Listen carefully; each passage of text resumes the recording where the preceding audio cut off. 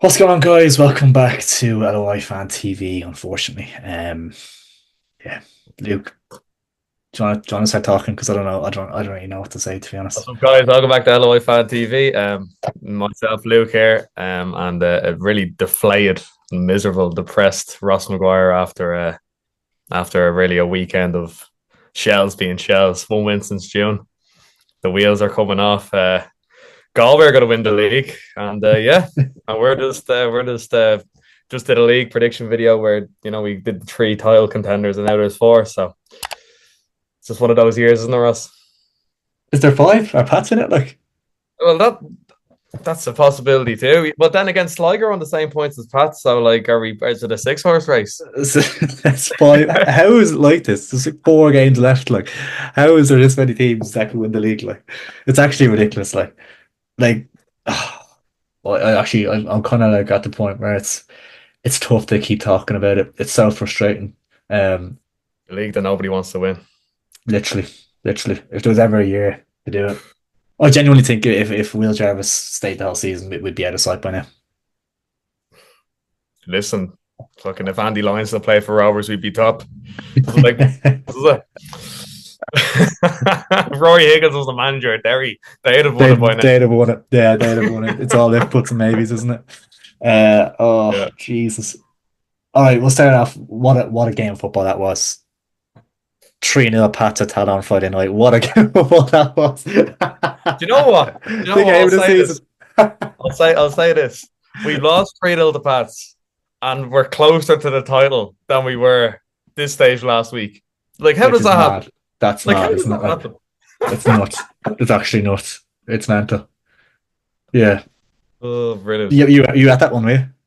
Unfortunately. Yeah. And Unfortunately. we can't both went into it. I think we both predicted Rovers to win that one. What happened? Yeah, well, to be fair, I did say, Pats would be our toughest game and it was. Like the outclass us. Like we were Yeah. crap. Bradley said we were tired, but like I'm not even going to use that. They just like I actually haven't seen us be beaten like that since Prime Dundalk. Like, it was really Kenny's team. Yeah. And like there's another series of games, they would win the league.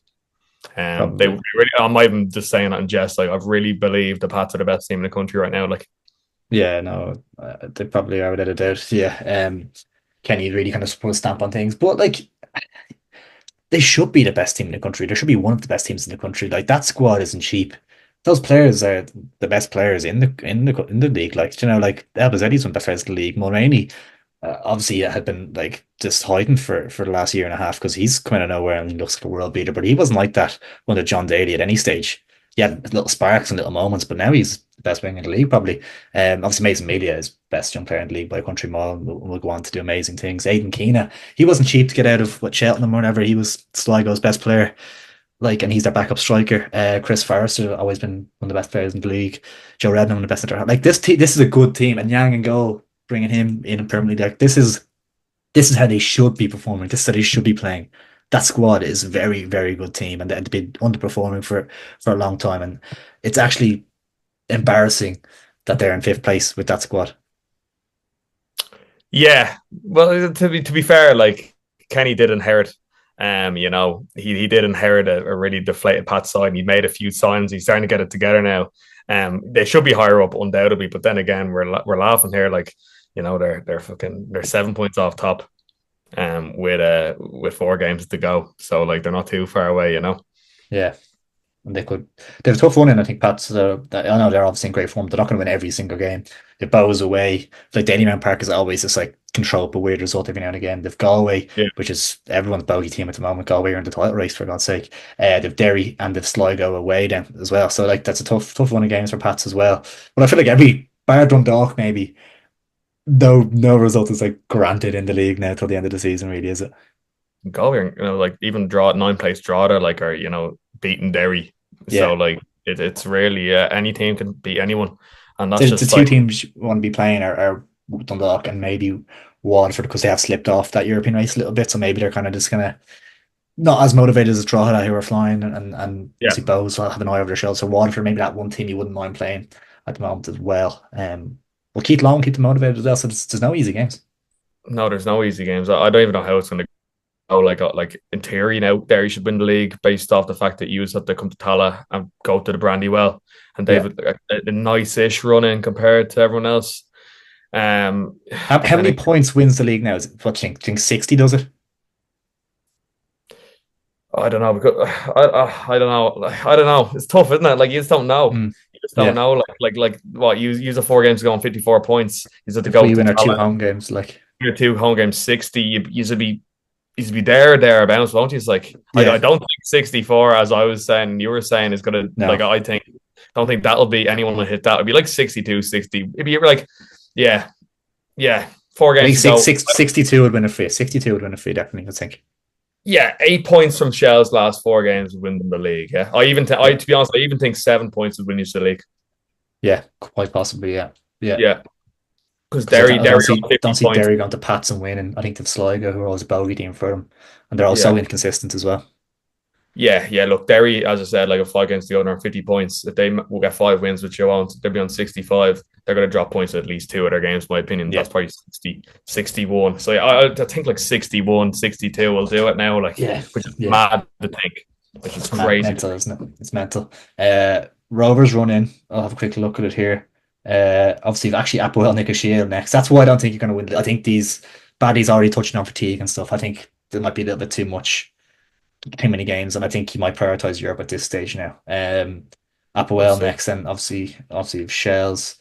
Then it's Drogheda away, which is tough game. Then Larne away, then Dundalk away, which you should win, and then Waterford at home, which you should win. Do you know what Rovers is running isn't actually too bad. If you win on Sunday, that is Yeah, if we win on Sunday, I'm not going to say 4 games wins us the league because like you just yeah like yeah, 12 it's points would leave you on what 61 points.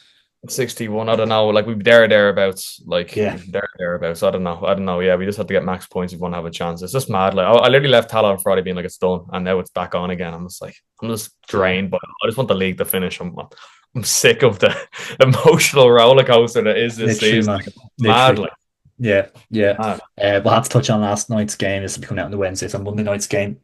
Um, which actually was probably the game of the season, to be fair. It was an absolute cracking game. Pats were excellent. Shell started off quite well, to be fair, but then Pats kind of grew in confidence and then they created a lot of chances. But Duff touched on it, and it's something I'll touch on here as well. The goals Shelbourne conceded were absolutely terrible. The first goal was Albazetti was on the right wing and he was facing the sideline, not going anywhere, nowhere to really turn or anything. And Ledwidge just hacks him from behind. Absolutely no need to do it. Which is so frustrating as they kind of going over the edge in terms of emotion, things like that. And Mm. great position for Brandon Kavanagh. His lovely left foot to whip it in. And Joe Redmond gets on the end of it. So it's a really, really poor goal to concede. Obviously, conceding from a set piece as well. But to give the free kick away in that area was really disappointing as well.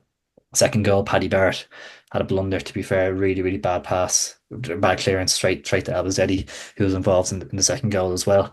And then the third goal, and to be fair, did you see the John Martin foul? It was the foul on John Martin. It was an absolutely shambolic decision. And it's not up there with the result decision you got in there. To be fair, that was definitely worse. But it's clear for me. It's clear Shelbourne fell for me. And it's the same referee, Damien McGrath, that was up in Derry for that game. He just obviously wants Derry to win the league. Take it away. I've already said. I've already went to town on David McGrath. It's your turn now. Yeah, yeah, yeah. Glad we're on the same wavelength here. Yeah, no, Did it you see was the statement they released? Did you see the statement the referees union released?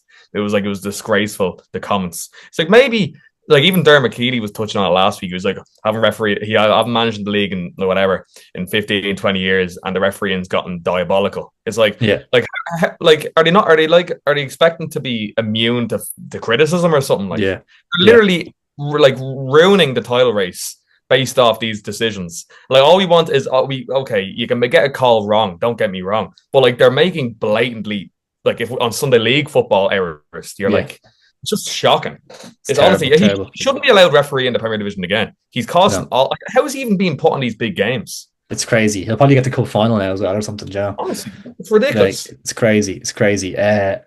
Like the decision. I think you said it last week. The decision up in Derry.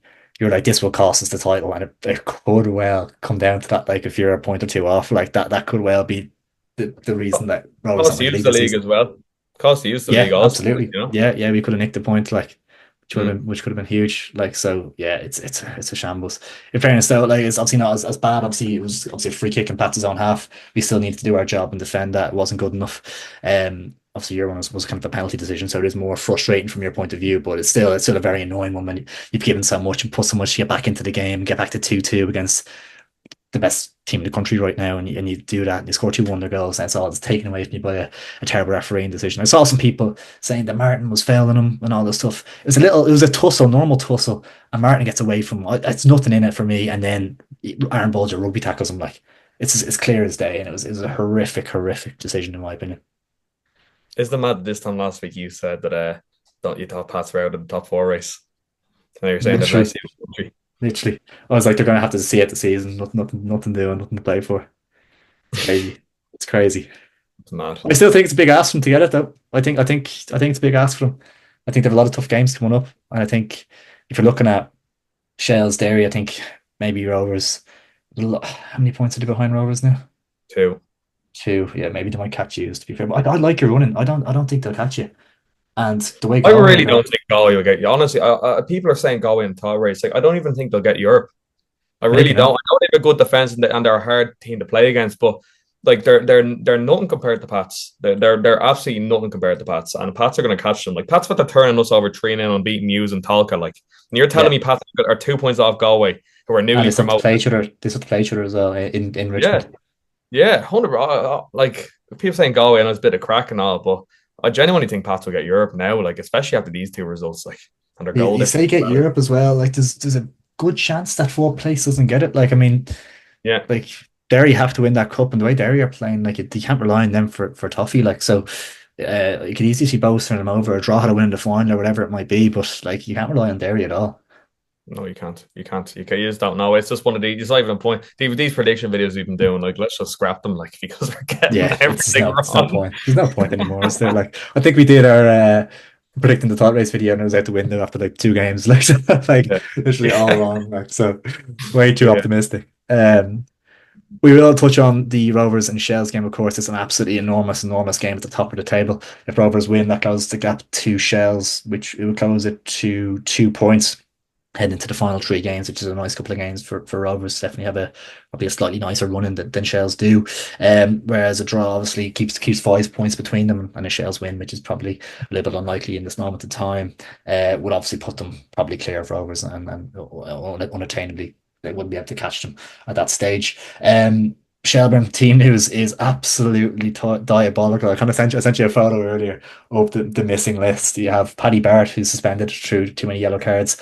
Maddie Smith, who got a red card, obviously for an eye gouge. Um, but it was stupid. It was petulant, and it was stupid to do that after scoring a wonderful goal as well. And he actually always plays well in Tala. Funny enough, he always actually turns it on in Tala a little bit. That's what's a good shift in. Obviously, you have Liam Burt, who's ineligible on loan from Shamrock Rovers. You had Shane Griffin going off injured last night. That Aidan O'Brien going off injured last night. It remains to be seen if they'll be available to pair them. But Shane Griffin and O'Brien, obviously a little bit older now as well. It's hard to know if what the recovery time will be like. JJ Luney still hasn't been in any squads recently, which has been a massive blow for Shells in terms of the kind of downturn in form. And Sam Bone is injured as well. So the big concern is defensively in terms of centre half. There's talk of Sean Gannon playing centre half on Sunday. That's how kind of light we are in defence, and John O'Sullivan playing right back. So it could be a really makeshift Shelbourne side travelling to Tala, which is just not what you want at this stage of the season. Yeah, get Joey O'Brien out of retirement. Yeah, Jesus. Get Duffer on the wing, sure. Burton Tougher on Smith the and all wing. that. Lead by example. Yeah. Now look. Now I'm going to let you. What do you think's going to happen here? You've had to paint in a perfect picture. So tell me Yeah, how this is going I, to go. I, I, I'm probably just completely in denial and delusional at this point. Uh, but I have to keep believing. You have to keep believing. Do you know what I mean? Like you have to keep believing. Like we won one game since Oh, July or something, but you just have to keep. It's October now. Like how are we 3 points clear, whatever it is, 4 points clear? Like how is that still possible? Like, um, it's mad. But I just think that like with a depleted squad. hopefully a couple of them will come back in. A couple of the injury concerns will be all right. But with a depleted squad, it kind of plays into Duff's narrative perfectly. You'll get a couple of the kind of fringe players in. They'll be dying for the shirt, and we'll just nick a 1-1 draw. It'll just be a magical scene in Tala, and Shelbourne will pick a massive point up. I just think we might have it in us to do that. He's won one game since June. What are Well, you basing that off? well, based on off the fact that you haven't beaten us this season yet. Yeah, but Pats hadn't beaten you this season yet until the last night. Well, if you look at we put up a good fight against them, they nicked they cheated their way to 3-2 win, whereas they hammered you 3-0 on Friday night. So if you look at it, if you're weighing up like that kind of thing, we're well clear then in that respect. Sure. Okay. Well, okay. Fair enough. Whatever. And that one Nick You're never going to will say dance it. all over you this week as well. So then that you'll be kind of tired and all of that. Jack Burns could have a redemption story against that. Well, that's how that's going to go. Oh my God, he used to play for him, didn't he? I forgot about that actually. Yeah. So there'll be a redemption arc there. And then, yeah, well, that'll smooth nicely into Sunday. We got a few more bodies back, a few more boys. He'll get hooked off against that. Well, he'll throw a tantrum, walk down the tunnel, and then he won't be seen again.